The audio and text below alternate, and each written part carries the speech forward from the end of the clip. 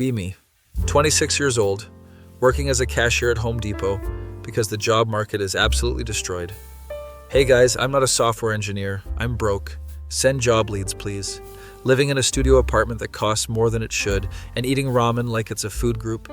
Buddy from work named Kevin keeps trying to set me up on dates because he thinks I'm too pathetic being single. Dude, you need to get out there, he says while we're restocking paint supplies. Tell him I'm fine, but he's relentless. Shows me his girlfriend's friend on Instagram. Her name is Brittany. She's cute, works as a dental hygienist, seems normal enough. Kevin sets up a double date for mini golf this Saturday because apparently that's what people do now. Saturday comes and I'm nervous as hell. Meet up at this bougie mini golf place called Paradise Putt that has a tiki theme and overpriced drinks. Brittany shows up and she's even prettier in person, wearing this sundress and has her hair in a ponytail. We do the awkward introduction thing and she seems friendly, smiling a lot, making jokes. Kevin and his girlfriend Lisa go to get scorecards while Brittany and I pick out putters. Have you played mini golf before? She asks. Have absolutely played mini golf before. Used to go with my family every summer. Actually pretty decent at it. But something in my stupid brain decides this is the moment to be strategic. Not really. I'm probably going to be terrible. Lie through my teeth. Figure if I play badly, she'll feel good about herself. Maybe offer to help. Create some rom-com moment where she teaches me. First hole is this windmill obstacle and Kevin goes first, gets it in 4 strokes. Lisa goes next, takes her 3 tries. They're both average. Brittany steps up and I'm expecting normal recreational player energy. She lines up her shot with this intense focus I wasn't prepared for. Swings and the ball goes through the windmill perfectly, curves around the path and drops straight into the hole. Hole in 1 on the first try.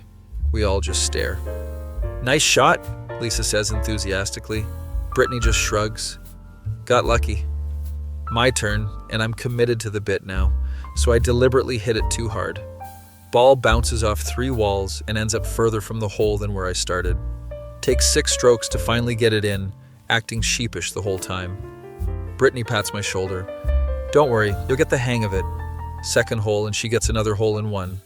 Third hole, same thing. By the 4th hole, Kevin pulls me aside. Dude, I think she might be really good at this.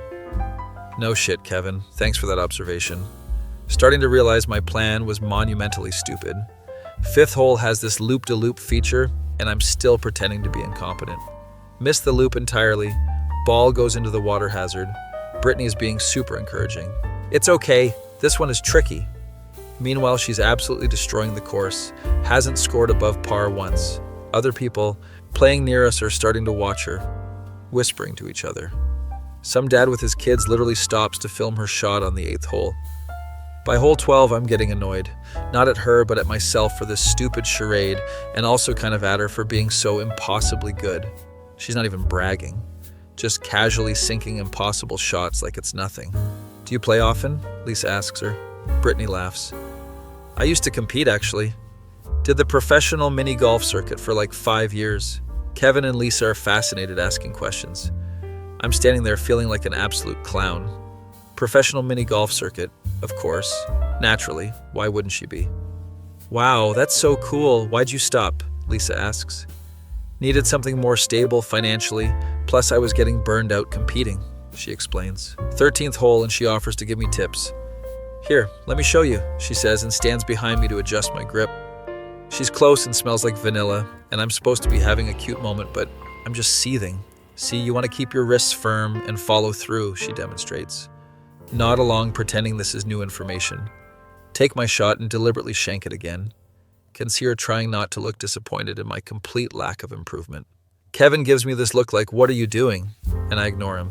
Finish the course and final scores are, Brittany absolutely obliterated us with like 15 under par. I came in dead last with a score that would embarrass a blindfolded toddler. We go to the snack bar after and get fries and drinks. Brittany is being sweet, touching my arm when she laughs, seems genuinely interested in me despite witnessing my horrible performance. Maybe I can teach you sometime, she suggests. Make it a regular thing? Smile and agree, even though internally I'm plotting how to avoid mini golf for the rest of my life. We exchange numbers and she texts me that night. Had fun today. You're really sweet even if mini golf isn't your thing. Text back something casual and non-committal. Over the next 2 weeks we go on 3 more dates. Coffee shop where we talk for hours, movie where she holds my hand, dinner at this Italian place. She's actually cool, funny, has this sarcastic sense of humor I appreciate. Tells me about working with kids at the dental office, dealing with Karens who don't understand fluoride. I tell her about Home Depot customers asking me where things are when the signs are literally right there. Hey guys, I'm not a software engineer, I'm broke. Send job leads, please. Joke during dinner. She laughs. The job market is insane right now. You'll find something better. Starting to actually like her, which makes the mini golf lie feel even more stupid. Fourth date, she suggests we go mini golfing again. My stomach drops. Or we could do something else? Suggests desperately. Come on, I want to help you get better. It'll be fun, she insists. Can't think of an excuse fast enough, so I agree. Spend the next few days stressing about it. Kevin asks how things are going. Pretty good, except she wants to go mini golfing again. He looks confused. So go mini golfing? What's the problem? Explain the whole pretending to be bad situation. He stares at me. You're an idiot. Just tell her you were nervous and played badly, but you're actually okay at it. Consider this for approximately 2 seconds before deciding that's too rational. Saturday arrives and we meet at a different mini golf place called Treasure Island Adventure Golf. She's excited. Brought her own putter, which is apparently a thing serious players do. Okay, so today we're going to focus on your stance and grip, she says in full instructor mode. First hole and she's standing behind me again, adjusting my posture. You're too tense. Relax your shoulders, she coaches. Hit the ball and deliberately send it wide. Can see frustration flicker across her face for a second before she covers it with encouragement. That's okay. Let's try again on the next one. Second hole and she's demonstrating proper technique, explaining angles and momentum. Nodding along like this is revolutionary information. My turn, and I hit it marginally better, but still bad on purpose. Better. You're improving, she says, but her voice has this strained quality. By hole 7, she's getting noticeably less patient. You're not listening to what I'm telling you, she says, not unkindly but firmly. Sorry, I'm trying. Lie, feeling defensive. She sighs. Let me just show you one more time. Demonstrates, and her ball goes in perfectly. My turn, and I hit it terribly again. Might have overdone it because the ball goes backwards somehow. How did you even do that? She asks, genuinely baffled. Shrug helplessly. She's quiet for a moment. Are you doing this on purpose? Heart stops. What? No, I'm just bad at mini golf, say unconvincingly. She's looking at me with this expression I can't read. It's just weird because you're making mistakes that contradict each other. Like sometimes you hit too hard, sometimes too soft. Your aim is inconsistent in a way that seems almost deliberate. Panic mode activated. I don't know what you want me to say, I'm just not good at this. Get defensive. She holds up her hands. Okay, sorry. I didn't mean to accuse you of anything. Rest of the game is awkward as hell. Barely talking, just going through the motions. She's still playing perfectly, but there's no joy in it. I'm still playing terribly, but now it feels malicious instead of cute. Finish the course, and she suggests we skip the snack bar. I should probably get going. Early shift tomorrow, she says. Walk to our cars in silence. I'll text you, she offers, but it sounds uncertain. Drive home feeling angry, but not entirely sure at what. Week goes by and she does text, but the energy is different. Responses are shorter, less enthusiastic, no more cute emojis or jokes. Suggest meeting up and she's busy. Suggest another day and she's also busy. Kevin asks how things are going. She's being weird. He gives me this look. Dude, you lied to her and then got defensive when she called you out. What did you expect? Tell him he doesn't understand the situation. I understand you're self-sabotaging because you're insecure, he says. Tell him to shut up and go back to stocking shelves. 2 weeks after the second mini golf disaster, she finally agrees to meet for coffee. Show up and she's already there, looking tired. Sit down and there's this uncomfortable silence. Look, I like you, but I feel like you're not being honest with me, she starts. Here we go. The mini golf thing is weird. Either you're actually terrible and got defensive when I tried to help, or you were pretending and I don't understand why you'd do that. Have a choice here. Come clean and apologize like a normal person, or double down. Guess which one I choose. I wasn't pretending. You're just really intense about mini golf and it made me uncomfortable, say, which is technically true but also deflecting. She looks hurt. I was just trying to help because you seemed frustrated with yourself. Well, maybe I didn't want help. Maybe I was fine being bad at it. Voice raising slightly. Coffee shop is starting to attract attention from other customers. She's looking at me like she doesn't recognize me. Why are you being like this? Being like what? Honest? You're the one making a big deal about mini golf of all things. She stands up. You know what? I don't need this. Good luck with everything. Walks out, and I'm sitting there feeling vindicated and furious and also kind of sick. Kevin texts me an hour later. Lisa just called me. What did you do? Apparently Brittany called Lisa, crying about how the date went. You made her cry over mini golf? Are you serious right now? Kevin's text continues. Don't respond, just go home and play video games aggressively. Next few days I'm in a mood. Coworkers are giving me space because I'm apparently radiating hostility. Keep thinking about the situation, replaying it, getting angrier each time. She embarrassed me with her perfect mini golf skills, made me feel incompetent, and then had the audacity to question my honesty. This narrative makes no sense, but I'm committed to it now.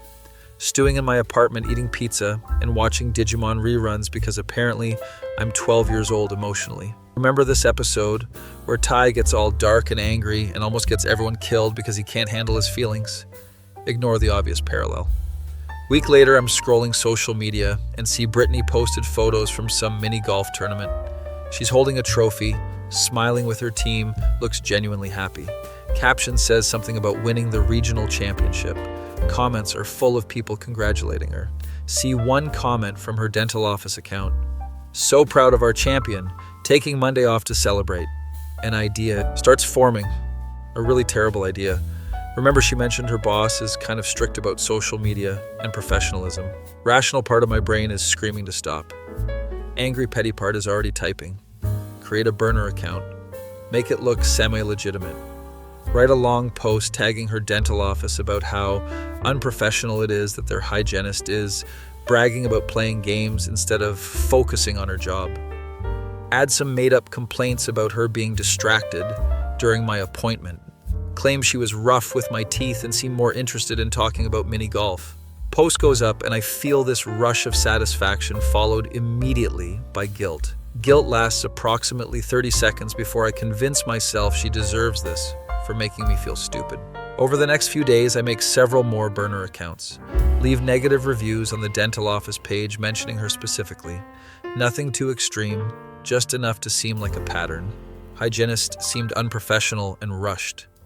Felt like she didn't care about my dental health. Would not recommend seeing Brittany. 2 weeks later, Kevin corners me at work. Did you hear what happened to Brittany? Play dumb. No? What? Someone's been leaving fake reviews about her and the dental office is investigating. She might lose her job. Feel my stomach drop but keep my face neutral. That's crazy. People are awful online. He's looking at me suspiciously. Yeah, crazy. Lisa said it started right after you guys stopped talking. Shrug.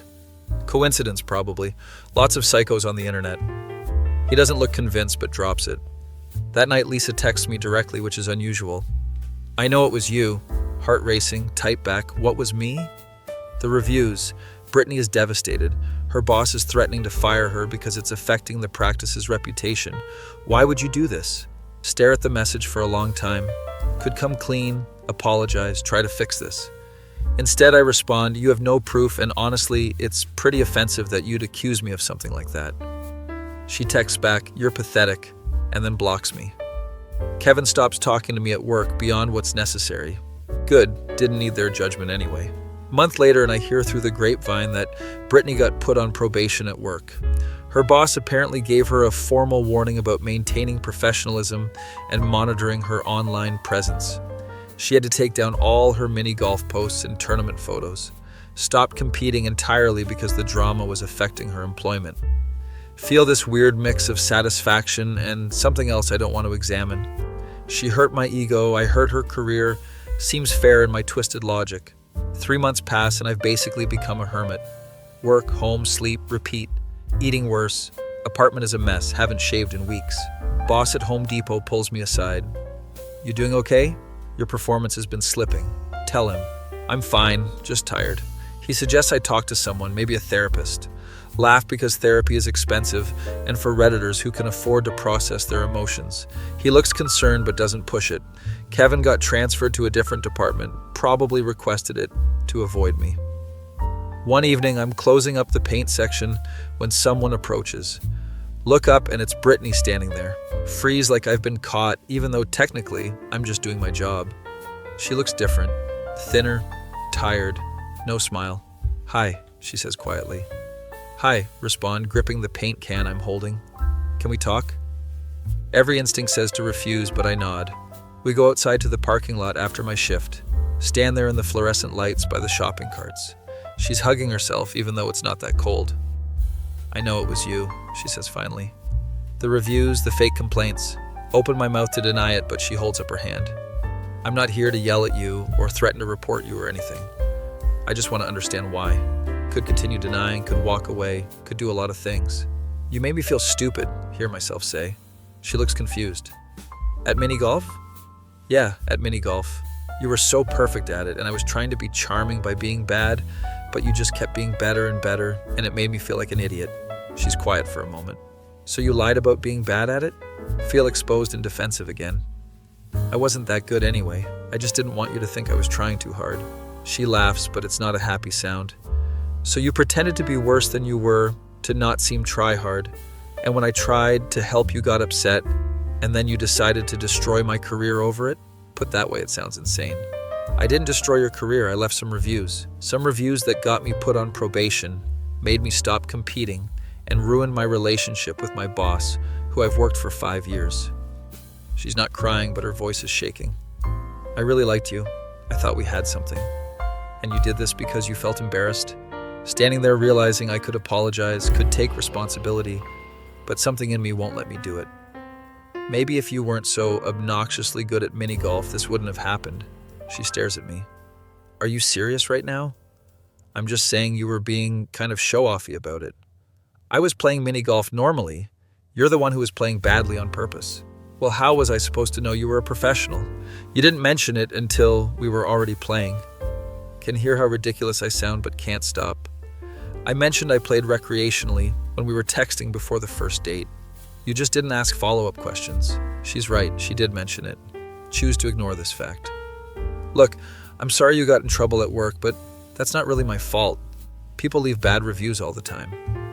She's looking at me like I'm a stranger. "You're not going to take responsibility for any of this, are you?" Cross my arms. "I don't know what you want me to say. I want you to admit you lied, admit you sabotaged me, and apologize like an adult." We stare at each other. "I didn't do anything wrong," say, even though we both know it's a lie. She nods slowly. "Okay, I guess I have my answer." Turns to leave. Watch her walk toward her car. Part of me wants to call out, "Stop her, fix this." Larger part is too proud and stubborn and broken. She gets in her car and sits there for a minute before driving away. Go home and feel nothing, which is somehow worse than feeling bad. Kevin texts me next day. "Lisa told me Brittany confronted you. What did you say?" Don't respond. He texts again. "She's trying to rebuild her life and you can't even apologize? That's low, man." Block his number. 2 weeks later, I'm in the break room and overhear some coworkers talking. "Yeah, that dental hygienist who got review bombed? Turns out it was all fake. Her office investigated and cleared her." My head snaps up. How'd they figure it out? Something about IP addresses and account creation times. All came from the same location, apparently. Feel my blood run cold. Is she suing whoever did it? Nah, she apparently said she just wants to move on. Boss gave her a promotion as an apology for how they handled it. They continued talking, but I've stopped listening. She knew it was me, had proof, could have buried me legally and professionally. Chose not to. Chose to just move on with her life while I'm stuck in this anger. Sitting in the break room, having this realization and feeling worse than ever. Not worse enough to do anything about it though. Pride's a hell of a drug. A month later, I'm scrolling Instagram on a random Tuesday. Brittany's profile pops up and suggested apparently she unblocked me. Her recent posts show her at mini golf tournaments again, smiling, holding trophies. One post from last week shows her at a competition with a caption about overcoming obstacles and not letting negativity win. Comments are full of support. One comment from the dental office. "Our champion is back. So proud of your resilience." She's thriving despite what I did, maybe because of what she survived. Meanwhile, I'm still working at Home Depot, still alone, still bitter. Kevin runs into me at the grocery store a few days later. It's awkward, but he stops to talk. "How have you been?" Shrug. "Same old, you?" "Good, actually. Lisa and I got engaged." Congratulate him half-heartedly. "Brittany's doing really well too, in case you were wondering," he adds. Wasn't wondering out loud, but was definitely thinking about it. Good for her. He looks at me like he wants to say something else, but decides against it. Take care of yourself, man, he finally says and walks away. Another month passes and I get a message request on Instagram. It's from Brittany. Heart starts racing as I open it. Hey, I've been thinking a lot about what happened between us. I was really angry for a long time and hurt and confused, but I've been working on myself and I realized I need to let it go for my own peace. I forgive you for what you did. I don't need you to apologize or explain or anything. I just wanted you to know that I'm not carrying that anger anymore. I hope you find whatever it is you're looking for. Take care. Stare at the message for probably 20 minutes. She's forgiving me, offering closure, being the bigger person, have this opportunity to respond gracefully, to finally apologize, to maybe find some redemption. Type out several responses, delete them all, eventually just leave her on read. She's moved on, she's happy, she forgave me. Good for her. I'm still angry about the mini golf, still convinced somehow I was justified. Block her account so I don't have to see her success. Go back to scrolling, feeling hollow. Work is terrible. Life is terrible. Apartment smells like old takeout. Coworker asks if I'm okay and I snap at them. Boss calls me into the office about my attitude. You need to figure out what's going on with you. This isn't sustainable. Nod and say I'll work on it. Won't work on it. Therapy is expensive. And for Redditors, remember? Problems are everyone else's fault anyway. 6 months after the whole thing started, I'm alone on a Saturday night, eating microwaved burritos and watching Digimon, episode where the kids have to face their fears and weaknesses to evolve. They all succeed because they're brave enough to confront their issues. I'm not them. Phone buzzes, notification that Kevin posted something. It's his wedding photos, he and Lisa looking happy. Swipe through and see Brittany in some of them. She was in the wedding party. She's laughing in every photo, dancing, surrounded by friends. She won. Not because she got revenge or made me suffer, but because she chose to heal and move forward while I chose to rot in my resentment. Look around my disaster apartment at my disaster life. Could change, could be better, could still apologize and try to make amends. But that would require admitting I was wrong. Admitting I'm the villain in this story. Admitting that my ego is so fragile, it broke over mini golf. And I destroyed someone's peace because of it.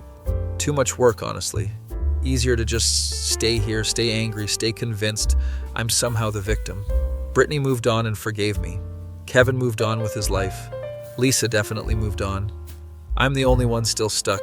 My face when I ruined someone's life over mini golf and she forgave me anyway. That feeling when you're the villain but too proud to stop being one.